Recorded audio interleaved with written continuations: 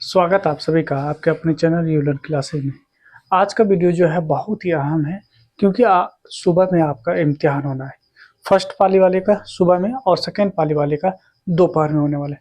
उनके लिए ये वीडियो बहुत ही खास है क्योंकि आपको इस वीडियो के जरिए से आपको है ना दिशा निर्देश दिया जाएगा कि कौन कौन से सवाल को कैसे आप बेहतर तरीके से हल कर सकते हैं। 1 से लेकर 15 तक पूरे चैप्टर है, लेकिन इसमें से जो चुनिंदा सवाल है, जो सवाल आने की प्रोबेबिलिटी सबसे ज़्यादा है, वो सवाल आपको बताएंगे। 1 से 2 सवाल बताएंगे, आगे बढ़ेंगे, कॉन्सेप्ट बताएंगे, आगे बढ़ते चले जाएंगे। रिवीजन है, जरूर एक बार जरूर देख लीजिए पूरे शुरू से लेकर अंत तक। कोशिश करेंगे कम समय में सारे सवालों को हम समझा सकें। चलिए आइए बिना देर किए यहाँ पे देखिए, सबसे महत्वपूर्ण बात, जिस बात पर अभी हम गोला कर देंगे उस बात को अपने जहन में डाल लीजिएगा, वो बहुत इंपॉर्टेंट होने वाला। देखिए कह दे लगातार, क्रमिक, है ना, ये कह दे आभास संख्या, ठीक है, यहाँ पे कह दे विषम संख्या, क्या कह दे, सॉरी यहाँ पे इसको हटाते हैं, क्रमिक यानी यहाँ पे सम था इसीलिए हम इसको हटाए। आपको लगातार संख्या कह दे, आभास संख्या कह दे, विषम संख्या कह दे, आभास संख्या कह दे, ठीक है। आप याद रखिएगा, इनका अगर आपसे पूछे मोसो क्या होगा तो हमेशा याद रखिएगा दो लगातार संख्या का मोसो एक, है ना। यहाँ पे हो जाएगा दो या दो से अधिक आभास संख्या का मोसो एक, ठीक है। आपको कह दे दो लगातार विषम संख्या का मोसो एक, आपको कह दे दो आभास संख्या का मोसो एक।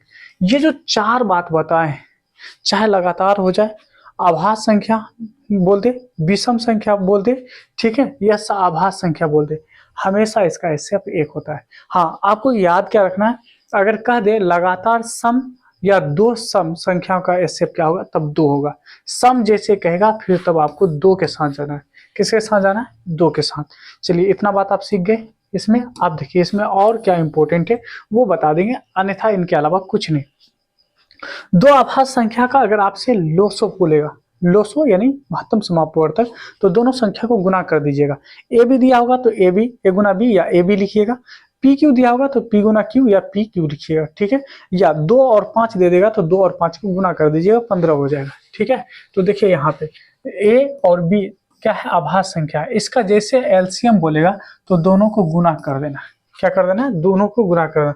सबसे छोटी भाज्य संख्या 2 यानी 4 होता है और सबसे छोटी आभास संख्या 2 होता है।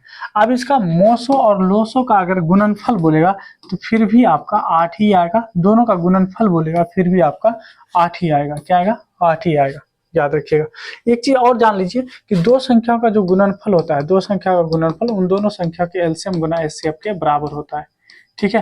तो यहाँ देखिए अगर दो संख्या का गुणनफल दे रखा है, एक संख्या दिया तो दूसरा संख्या क्या होगा, जस्ट, है ना। देखिए 7 और यहाँ पे देखिए 0 है, यहाँ पे 0 है, यहाँ 7 है।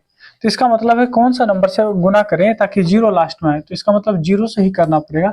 आप इसे ला सकते हैं या फिर इस संख्या से इस संख्या में भाग दे दीजिएगा, ठीक है। आइए इस चैप्टर में और क्या महत्वपूर्ण है वो बताएंगे, सारे सवाल नहीं बताएंगे, ठीक है। यहाँ आ जाइए।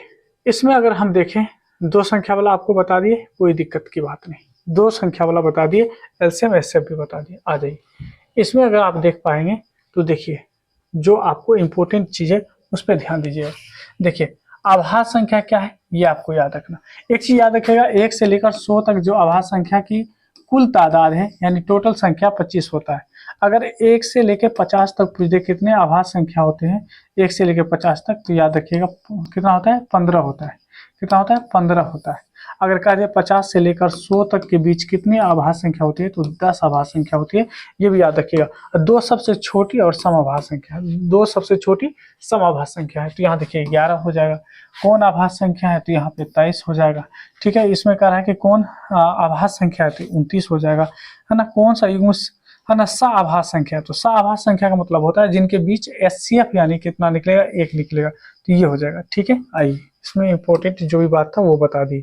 अब एक आता है आपका जो है कितना घातांक होगा, सबसे ज्यादा कितना होगा, कम क्या होगा, या इसमें कह देगा, है ना। इस तरह से देखिए है ना, इसके यानी गुणनखंड में 3 का अधिकतम घात क्या होगा, कोई दिक्कत नहीं। अगर 38 25 है तो 3 से पूछेगा तो 3 से लगाएंगे, जैसे इसमें 5 से पूछा 5 से लगाएंगे, इसमें 2 का पूछा है तो 2 से ही लगाएंगे। तो इसमें कितना से पूछा है 3 से, तो 3 से लगाए, 3 का 3, 3 दूना 6 और 3 7 21, 3 5 15, फिर 3 से लगाए, 3 चौके 12, 3 दूना 6, 3 5 15, फिर लगा सकते हैं आप 7 5 12, 3 से लगाइए, 3 का 3, 3 चौके 12, 3 का 3, 3 चौके 12 नहीं होगा ना, यानी आपका 2 ही आएगा। कितना आएगा, 2 ही आएगा।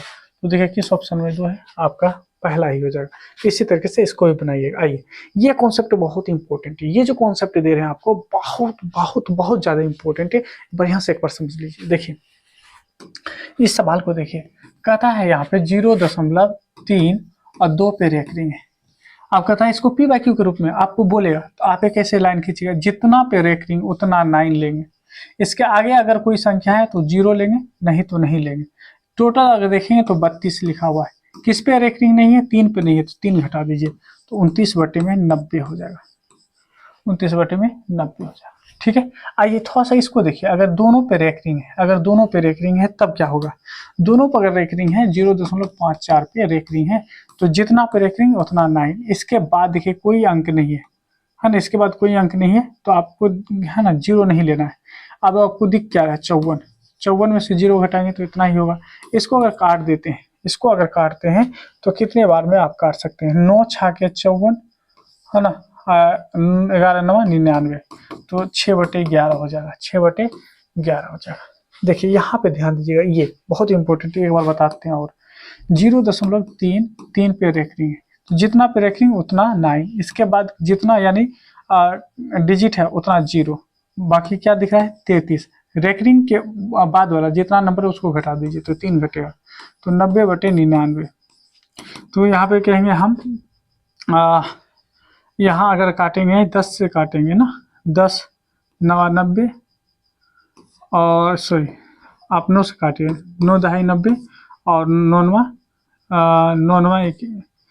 11 9 99, तो 10 क्या गलत कर रहे हैं हम, 0 था नीचे में, 0 था, देखिए गलत किए, 30 में हो जाएगा 90, 30 का 30, 30 दिया 90, तो 1/3 होगा, जो कि ऑप्शन नंबर बी में दिया गया। ये आप लोग खुद से बनाइएगा, ठीक है, ये खुद से बनाइएगा। आइए अगला सवाल देखिए, आपको बता रहे हैं, ये सब आप लोग खुद कीजिएगा, हम आपको तरीका बता दिए। आ जाइए इसमें, ये बहुत महत्वपूर्ण तरीका है। ये देखिए ध्यान दीजिएगा, अगर रेकरिंग वाला नंबर आ जाए, ठीक है, तो हमेशा परिमेय होगा। क्या होगा, हमेशा परिमेय संख्या। क्या होगा, परिमेय संख्या। अगर दशमलव के बाद अंक यानी बदल रहा हो, जैसे 1 के बाद 2 आया, फिर 1 1 2 आया, क्योंकि 1 तो एक ही बात था, अगर हम 12 जोड़ते तो यहाँ भी 12 ही आना चाहिए था, लेकिन अपने ऑर्डर को अगर चेंज करें तो अपरिमेय। ये भी अपने ऑर्डर को चेंज कर रहा है, अपरिमेय। ठीक है, पाई अगर कहीं पे दिख जाए डायरेक्ट अपरिमेय, पाई कहीं पे दिख जाएगा तो डायरेक्ट अपरिमेय। ठीक है, आइए रूट के अंदर कोई आभाज्य संख्या मिल जाएगा तो डायरेक्ट अपरिमेय। रूट के अंदर अगर आभाज्य संख्या है तो डायरेक्ट अपरिमेय, रूट के अंदर आभाज्य संख्या है तो डायरेक्ट अपरिमेय। ये बात हमेशा याद रखिएगा। ये देखिए रूट के अंदर में क्या है, आभाज्य संख्या है, डायरेक्ट क्या कहेंगे आंसर में, अपरिमेय संख्या हो जाएगा। क्या हो जाएगा, अपरिमेय संख्या हो जाएगा, यानी अपरिमेय संख्या। कौन परिमेय है, तो परिमेय आपका 4 × 4 16, 5 × 5 25 हो जाएगा। इस तरह से आइए आपको बस वो सवाल बता रहे हैं जो इम्पोर्टेंट है। दशमलव प्रसार शांत के लिए याद रखिएगा, जब भी शांत दशमलव प्रसार कहेगा तो p नीचे में 2 पे पावर समथिंग कुछ भी आ जाए, या p 2 पे यानी 5 पे पावर समथिंग आ जाए, या p 2 5 एक साथ आए। अगर 2 5 एक साथ आएगा तब ये शांत होगा, नहीं तो अशांत होगा। जैसे इससे ये कट जाएगा, तो देखिए 1/2 पे पावर है ना 3 और 5 पे पावर 3, तो ये शांत हो जाएगा। इसमें देखेंगे 3 3 9 3 5 15, नीचे में क्या आया, केवल 5 आएगा, तो शांत हो जाएगा। ठीक है, आइए इससे भी ज्यादा इम्पोर्टेंट ये है, ये लेकिन जितना सवाल आपको बता रहे हैं सारे सारे बहुत इंपॉर्टेंट है। ठीक है, आ जाइए यहाँ पर अगर देखिए सम और विषम की बात जब भी करेगा तो याद रखिएगा 2m या 4m या 6m या फिर 8m, इस रूप का होगा। चाहे सम पूछे या विषम पूछे, ये तो होगा। अगर सम पूछेगा तो लास्ट में 0 हो सकता है, लास्ट में 2 हो सकता है, लास्ट में जो है 4 हो सकता है, लास्ट में जो है आपको 2 4 6 8 है ना। और यहाँ पे आपको क्या हो सकता है, यहाँ पे आपको या तो 6 हो सकता है या फिर 8 भी हो सकता है। अगर इस रूप में होगा 0 2 4 6 के रूप में होगा और यहाँ 2 के ही मल्टीपल में होगा, 2 के ही मल्टीपल में, तो ये आपका सम होगा। अगर विषम कहता तो यहीं पे 1 डालते, यहीं पे 3 डालते, यहीं पे आपको 5 डालते, यहीं पे आपका 7 या 9 होता। पूछा क्या है, ये सम पूछा है। तो देखो 2m के रूप का है और लास्ट में 0 है, क्योंकि 0 अगर जोड़ते हैं तो उतना ही आएगा। विषम है तो देखिए लास्ट में क्या आना चाहिए, 1 आ रहा है। बताया ना, बताया अभी। ये आपको बिल्कुल याद रखनी है। क्या करना, ये बिल्कुल आपको याद रखना। आ जाइए, बहुत इंपॉर्टेंट यहाँ से ये है ना। बिना घात वाला जो बहुपद होता है उसको रेखिक कहा जाता है। एक घात वाली को रेखिक कहा जाता है, त्रिघात वाली को है ना त्रिघात हो जाएगा, दो घात वाली को द्विघात कहा जाता है। यहाँ पे देखिए 3 है ना, घात 3 वाले को त्रिघात कहा जाता है। 4 घात वाले को, क्योंकि 4 इसमें दिया नहीं है, चतुर्थ घात ही होगा, ये दिया ही नहीं। ये आपको याद रखना है, ठीक है। ये क्या करना है, आपको याद रखना है, बहुत इंपॉर्टेंट। जो है ना, 0 अगर घात वाला है तो अचर संख्या है ना, अगर 0 घात वाला है तो अचर संख्या या शून्य बहुपद कहलाएगा। क्या कहलाएगा, शून्य बहुपद कहलाएगा। आइए अगला देखिए, इस सवाल में थोड़ा सा ध्यान दीजिएगा।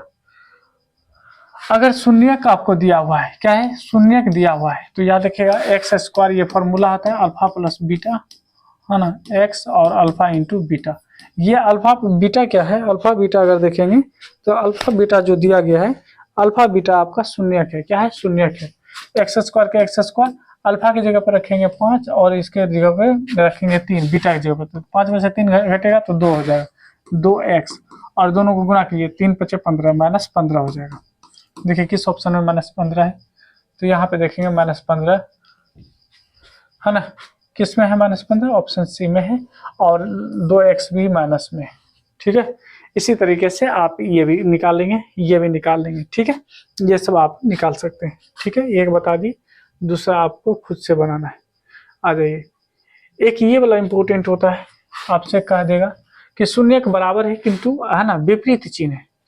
तो याद रखिएगा, शून्य के बराबर है, अगर इस है ना, यहाँ अल्फा बराबर ए मान ले तो बीटा बराबर क्या होगा, ए ही होगा बराबर, लेकिन विपरीत चिन्ह होगा, चिन्ह विपरीत होगा, ये प्लस में तो ये माइनस में। अब हम जानते हैं कि अल्फा प्लस बीटा बराबर -b/a होता है। देखिए अल्फा का वैल्यू ए और बीटा का वैल्यू -a बराबर -b की जगह पे -a/1, ये हो जाएगा 0 बराबर में -a, तो a का वैल्यू हो जाएगा 0। क्या हो जाएगा, a का वैल्यू 0 होगा, जो कि ऑप्शन डी में दिया गया, ठीक है। उसके बाद आइए, योग जैसे पूछेगा, योग पूछेगा तो यहाँ देखिए इसके नीचे, बीच वाले के नीचे ये पहले वाले को लगा दीजिएगा, और यहाँ पे प्लस में है तो आंसर में माइनस ढूंढिएगा। तो -4 में 4 से भाग देंगे तो 1 हो जाएगा, -1 है ना। गुणनफल बोलेगा तो इसके नीचे जो है ए लगा देना, एक जगह पे क्या पूछे तो 1 है ना, यहाँ 4 में 1 से भाग देंगे तो 4 ही होगा, और ये माइनस में तो माइनस में ही रहेगा, इसमें माइनस प्लस में कुछ बदलता नहीं। लेकिन योग वाले में माइनस रहेगा, प्लस रहेगा तो माइनस में आंसर, यहाँ पे माइनस में रहेगा तो प्लस में आंसर, ठीक है, याद रखिएगा। आ जाइए अगला सवाल देखिए, इसमें आपको ये बता दिए है ना, विपरीत चिन्ह वाला बता दिए आपको, है ना, गुणनफल वाला भी बता दिए। हाँ यहाँ से ये इंपॉर्टेंट है, ये इंपॉर्टेंट है। आपसे अगर ये पूछ दे, इसे अल्फा प्लस बीटा पूछ दे, तो अल्फा प्लस बीटा पूछ दे तो आप कैसे निकालेंगे, अल्फा इंटू बीटा पूछ देगा तो फिर आप कैसे निकालेंगे, ये इंपॉर्टेंट है, ये इंपॉर्टेंट है। इसको एक बार देख लीजिए, अल्फा प्लस बीटा का दे, ठीक है, या अल्फा इंटू बीटा कर दे। यहाँ पे देखिए, यहाँ जितना भी दिया है अल्फा इंटू बीटा पे ही दिया गया है, आ जाइए, है ना, क्योंकि अल्फा प्लस बीटा पे यहाँ पे तो नहीं दिख रहा है, ठीक है। अल्फा प्लस बीटा कहेगा तो बस सिंपल सी बात है कि अल्फा प्लस बीटा जो होता है -b/a होता है। अब यहाँ पे अगर आप देखेंगे तो अल्फा इंटू यहाँ देखेंगे, ये अगर अल्फा पे -1 प्लस में बीटा पे -1 है, तो इसका मतलब ये हो गया 1/α + 1/β। 1/α + 1/β का वैल्यू होता है -b/c। तो देखिए यहाँ पे माइनस क्या है, 1 है, तो यहाँ पे अगर माइनस है तो यहाँ पे माइनस होगा तो प्लस लिखेंगे, प्लस रहेगा तो माइनस लिखेंगे, किसके लिए, इनके लिए। तो ये हो जाएगा +1 और बटे में c, सॉरी -b ना, यहाँ पे हो जाएगा, ये माइनस है b वाला, तो ये माइनस में तो प्लस में लिखेंगे 3, और b की जगह, सी की जगह पे क्या है -1, तो -1, तो ये हो जाएगा -3। देखिए -3 किस ऑप्शन में, -b/c। अच्छा ये प्लस में, अगर ये प्लस में है तो फिर ये आपका +3 हो जाएगा। क्या होगा? +3 होगा। ऑप्शन नंबर यानी आपका हो जाएगा यहाँ पे ये। अब देखिए अल्फा इंटू बीटा अगर कहेगा तो C/A, तो C की जगह पे A रखेंगे, है ना, C/A, तो 3/7 जो कि 3/7 यहाँ पे दिया गया। गुणनफल कहेगा तो C/A, तो यहाँ पे आप निकाल लीजिएगा क्या होगा। यहाँ देखिए 1/α + 1/बीटा ये होता है -B/C, -B/C होता है। ठीक है, अब देखिए माइनस का माइनस, B की जगह पे क्या है, B की जगह पे -3 है तो -3 लगाइए, और C की जगह पे क्या है, तो C की जगह पे 5 है तो 5 लगाइए, तो 3/5 हो जाएगा। 3 में क्या हो जाएगा? 5। 3/5 ऑप्शन ए में दिया गया है। ठीक है, तो आप समझ गए होंगे कि 1/α + 1/बीटा का वैल्यू क्या होता है। आइए आगे देखते हैं इसमें क्या इंपॉर्टेंट है। नहीं, इसमें नहीं, आ जाइए अब इसमें समझिए आप, बहुत इंपॉर्टेंट है। हम लोग तीसरा चैप्टर में आ चुके हैं। देखिए याद देखिएगा, अगर संगत कहेगा युग्म, तो एक प्रतिच्छेदी और एक जो होता है संपाती में होता है। अगर प्रतिच्छेदी कहेगा तो केवल एक हल। अगर आपसे कहा दे कि समांतर है तो कोई हल नहीं, ये आपको याद रखना है। ठीक है, अब आगे देखिए यहाँ पे कहता है कि आलेख समांतर है तो कोई हल नहीं, आलेख समांतर है तो कोई हल नहीं, आलेख समांतर है तो कोई हल नहीं, संपाती है तो अनेक हल, ये आपको याद रखना है ना। यहाँ देखेंगे अद्वितीय हल है तो अविरोधी, है ना, अद्वितीय है तो अविरोधी, अगर कोई हल नहीं है तो विरोधी। ठीक है, अनगिनत हल है तो है ना आश्रित, ये भी याद रखना है। अविरोधी है तो प्रतिच्छेदी कहते हैं, अविरोधी को ही प्रतिच्छेदी कहा जाता है। विरोधी है तो इसको समांतर कहते हैं। क्या कहते हैं? इसको समांतर कहते हैं, ये आपको याद रखना है। कहता है यहाँ पे कि आश्रित को क्या कहते हैं? आश्रित को ही तो संपाती कहा जाता है, आश्रित को संपाती कहा जाता है। ठीक है, के किस मान के लिए, अगर के किस मान के लिए कह रहा है तो यहाँ पे आप देखेंगे, देखिए 4 का आधा हो गया, 4 का आधा कितना हो गया, है ना 2, और 6 का आधा कितना हो गया 3, यानी आधा हो रहा है, तो 2 यानी 4 है, यानी यहाँ इसका आधा हो के यहाँ लिखा जा रहा है, तो इसका मतलब इसका ये डबल है। या आप ऐसे कर सकते हैं 2 दूना 4 और 3 दूना 6, तो बताइए 4 दूना कितना होगा? 8 होगा, तो 8 ऑप्शन देख लीजिएगा, है ना। अगर ये यहाँ माइनस में है तो यहाँ भी माइनस में होगा, तो माइनस वाला इसमें है। ठीक है, ये इस तरह से आप बना लेंगे। ठीक है, इस तरह से इसको बना लेंगे। आगे आइए, इसमें एक इम्पोर्टेंट बात बताने के लिए हम ये इसको लाए थे। चलिए आइए ये हम आपको बता दें इसका इम्पोर्टेंट बात क्या होगा। चलिए ये सब बता दिए हैं। ठीक है, ये सब बता दिए हैं, हाँ ये सब चीज़ बता दी है। आ जाइए चौथा चैप्टर में कुछ नहीं है। आपको सबसे पहले बात तो द्विघात बहुपद को आपको जो हम रिवाइज कर रहे हैं उनके लिए हम बोले कुछ नहीं है। x² + bx + में c = 0, ये द्विघात समीकरण का होता है।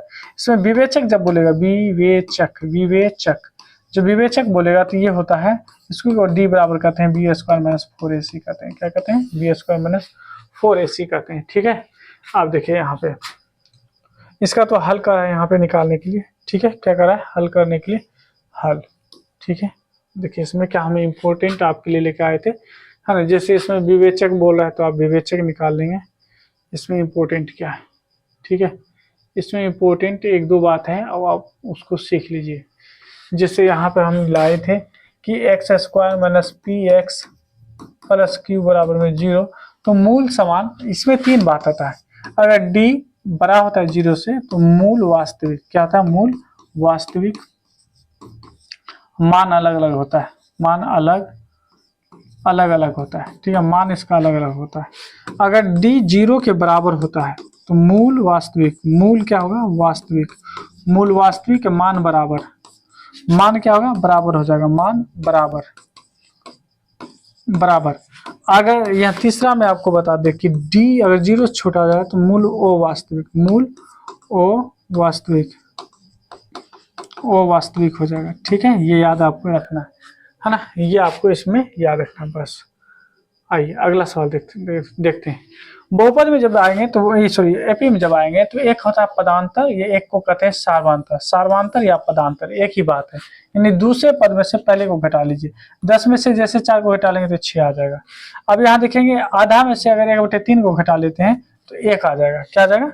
1 आ जाएगा। 1 ही ना आएगा, -1 हो जाएगा। कितना आ जाएगा? -1 हो जाएगा। कितना हो जाएगा? -1 हो जाएगा। अब इसमें से 1/2 में से 3/2 को घटा लीजिएगा तो -2 बटे में -2 बराबर में -1 हो जाएगा। बस इसमें इतना है। और दूसरा एक चीज और अगर हम आपको बता दें कि जैसे 30वां पद कहेगा तो 30वां पद को कैसे निकालेंगे, तो कहेंगे 29 प्लस 9 है ना, ए प्लस 29 डी, ए प्लस 29 डी, ठीक है, क्योंकि 29 में एक जोड़ेंगे तो 30 हो जाएगा। ये क्या होता है, ये पहला पद होता है, तो पहला हो गया 10 गुना 29 और 3, 3 के यानी सॉरी डी, डी का वैल्यू कितना, तो 7 में से 10 को घटाएंगे तो -3, तो ये हो जाएगा 10 माइनस 87, जब इसको घटाएंगे तो -77 होगा, जो कि ऑप्शन नंबर सी में दिया गया था। तो इस तरह से आप निकाल सकते है ना। इसमें ये दो इम्पोर्टेंट बात था, ये हम बता दिए। उसके बाद जो है, हाँ आ जाइए, ये आप बहुत इम्पोर्टेंट है, इसलिए हम ये आपको बताएंगे जरूर। जैसे कहेगा सभी, है ना, सभी वर्ग होते हैं समरूप, सभी वृत्त होते हैं समरूप, है ना, दो यानी भिन्न भिन्न त्रिज्या वाले वृत्त क्या होते हैं, समरूप, याद रखेंगे। सभी समबाहु त्रिभुज क्या होते हैं, समरूप, याद रखेंगे। यहाँ पे कहता है कि विभिन्न यानी भुजा वाले समरूप यानी समबाहु त्रिभुज क्या होते हैं, समरूप, याद रखेंगे। विभिन्न भुजा वाले वर्ग क्या होते हैं, समरूप, ये सब आपको याद रखना है ना, ये आपको याद रखना है। इसके बाद इसमें क्या लेके आए, इसमें आपको लिए लेके आए थे कुछ इंपॉर्टेंट बात। देखिए जैसे पहला, इसमें देखिए अगर आपसे कोई क्षेत्रफल देकर भुजा पूछे कि भुजा का अनुपात क्या होगा, इसमें रूट लगा दीजिएगा। 7 7 49, 5 गुना 5 25, तो 7 है ना, 7 5 ऑप्शन यानी आपका ए हो जाएगा।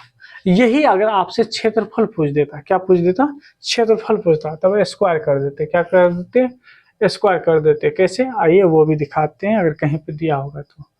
इसमें हम नहीं लेके आए हैं, है ना, इसमें नहीं लेके आए, इसमें अगर लेके आते तो फिर आपको हम बताते, ठीक है। तो याद रखिएगा, आ रही ये इंपॉर्टेंट है। कोऑर्डिनेट ज्योमेट्री में आप देखेंगे कि इसमें 4 होता है, इसमें प्लस प्लस, इसमें माइनस प्लस, इसमें माइनस माइनस, ये प्लस माइनस होता है। तो देखिए प्लस माइनस किस क्वाड्रेंट में, तो माइनस प्लस तो द्वितीय क्वाड्रेंट में, माइनस प्लस द्वितीय क्वाड्रेंट में होगा। मूल बिंदु का निर्देशांक याद रखिएगा, मूल बिंदु का निर्देशांक 0 0 होता है, क्या होता है, 0 0 होता है, ठीक है। दोनों में माइनस है तो तृतीय में, है ना, दोनों में माइनस है तो ये तृतीय में, पहले प्लस फिर माइनस है तो ये चतुर्थ में हो जाएगा, क्या होगा, चतुर्थ में। ये सब आपको याद रखना है। ये देखिए इंपॉर्टेंट बात है जो आपके लिए लेके आए। देखिए यहाँ पे पहली बात तो ये हो जाएगा x, ये हो जाएगा y। x को भुज कहा जाता है, x को भुज कहा जाता है, और y को भुज और y को कोटि कहा जाता है। y को क्या कहा जाता है, कोटि कहा जाता है, ठीक है, ये y को कोटि कहा जाता है। तो देखिए किसी बिंदु और इसका, देखिए ये किसी बिंदु की y एक्सिस से दूरी, y एक्स से दूरी, y से कहेगा तो x कहलाएगा, x निर्देशांक कहलाएगा, क्या कहलाएगा, x निर्देशांक। x से कहेगा तो y निर्देशांक, क्या कहलाएगा, y निर्देशांक। और y निर्देशांक नहीं रहेगा तो y को कहते हैं कोटि, तो कोटि हो जाएगा, ठीक है, याद रखिएगा। जैसे y एक्स से दूरी क्या कहलाएगा, x निर्देशांक, x कहीं पे होगा ही नहीं, देखिए है x नहीं है तो x को क्या कहते हैं, भुज कहते हैं, तो भुज आंसर हो जाएगा। ये आपको याद रखना है, ठीक है, ये आपको याद रखना है। भुज क्या होगा, तो पहले है ना, पहले वाले को भुज कहते हैं, तो यहाँ पे 6 हो जाएगा, भुज क्या हो जाएगा, 6 हो जाएगा, है ना। कोटि का था तो -5 होता है। जैसे इसमें करा है कोटि क्या होगा, तो कोटि y वाला करते हैं तो -9 हो जाएगा। उम्मीद करते हैं कि आप इस बात को सीख रहे होंगे, ठीक है, ये आपको हम बता चुके हैं। चलिए आइए, मूल बिंदु से दूरी जब कहेगा, मूल बिंदु से दूरी जब कहेगा तो आपका आंसर क्या हो जाएगा, मूल बिंदु से करा क्या करा है, सवाल देख लीजिए यहाँ पे। यहाँ पे अगर हम कहें दूरी फार्मूला कर रहा है, यहाँ पे दूरी फार्मूला कर रहा है, दोनों जगह पे है ना, a-1 ऐसे करके है, तो आपका आंसर ये हो जाना चाहिए, ये बिल्कुल आंसर हो जाएगा, ठीक है, ये बिल्कुल आंसर हो जाएगा। मूल बिंदु से दूरी कहेगा तो बस इसका स्क्वायर करके रूट लगा देना, प्लस कर देना है दोनों को, ठीक है। दूरी फार्मूला क्या होता है, दूरी फार्मूला ये होता है जो कि हम आपको बता दिए हैं, ठीक है, आ जाइए। और इसमें क्या है, इसमें हाँ, इसमें एक चीज मध्य बिंदु, ये बहुत इंपॉर्टेंट है।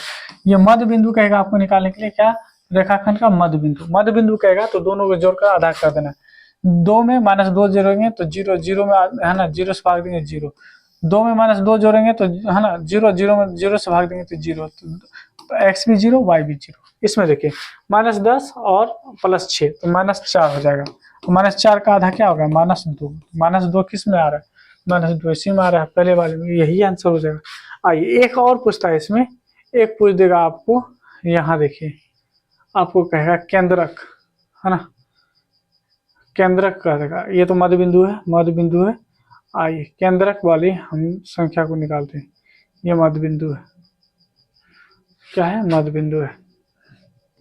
मध्य बिंदु हम आपको सिखा चुके हैं। आइए देखिए, केंद्रक अगर आपसे कहे कि इसका केंद्रक क्या होगा, तो केंद्रक का निर्देशांक क्या होता है, ठीक है। जैसे कहा है केंद्र का निर्देशांक ज्ञात कीजिए। देखिए 4 को जोड़ेंगे किसमें, 0 में, और 0 को में जोड़ेंगे क्या चीज, 5, और जोड़ के 3 से भाग दे देना। तो देखिए 5 और 9, 9 में 3 से भाग देंगे तो 3। किस ऑप्शन में 3 है पहले, तो पहले इसमें भी है इसमें भी, तो ठहर जाइए। 6 4 10 और 10 5 15, 15 में 3 से भाग देंगे तो है ना 5 आ जाएगा, ये हो जाएगा। तो याद रखिएगा, ये भी हम आपको बता चुके हैं। उसके बाद आ जाइए, उसके बाद आ जाइए हम लोग ट्रिग्नोमेट्री में आ जाते हैं। यह देखिएगा, अगर 1 प्लस कोट का स्क्वायर नीचे में 1 प्लस 10 का है, और ऊपर में अगर प्लस कोट में है, तो याद रखिए ऊपर में कोट है तो कोट स्क्वायर आपका सही आंसर, ठीक है। यहाँ देखिए, यहाँ पे क्या होगा, 10 है तो आपका 10 आंसर हो जाएगा, ठीक है। याद रखिएगा, इसमें 9 हो जाएगा, 9 कॉमन है, इसमें 8 कॉमन हो जाएगा, ठीक है। याद रखिएगा ये सब चीज, ठीक है। एक चीज, हाँ इंपॉर्टेंट चीज ये है, इस पर ध्यान देंगे। अगर आपको इस तरह से है ना दिया गया है, देखिए इस तरह से दिया गया, तो फिर आप क्या करोगे, यहाँ पे वैल्यू पुट करोगे, 30 का वैल्यू पुट करके आप निकाल लीजिएगा। यहाँ पे 30 का वैल्यू, यहाँ पे 30 का वैल्यू पुट करके है ना निकाल लीजिएगा। हाँ इसमें आइए, इसमें ये इंपॉर्टेंट है, ऊपर में अगर प्लस वाला है तो प्लस वाला ढूंढिए, माइनस वाला तो होगा नहीं, जिसमें माइनस इसमें माइनस, ये कैंसिल आउट, और स्क्वायर वाला नहीं होगा तो ये भी कैंसिल आउट, आपका आंसर ये हो जाएगा, ठीक है।